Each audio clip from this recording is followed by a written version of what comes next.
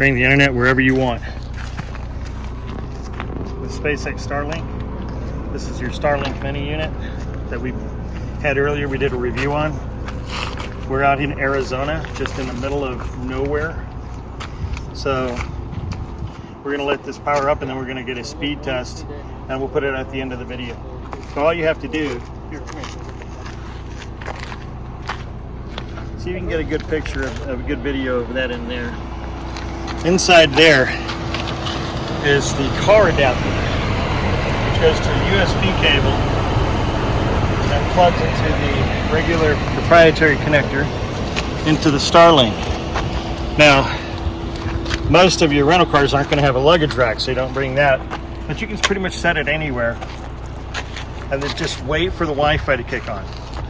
And then wait for it to get the good signal. Please don't forget to like, share, and subscribe. And please click the bell icon to receive notification on new videos. Thank you.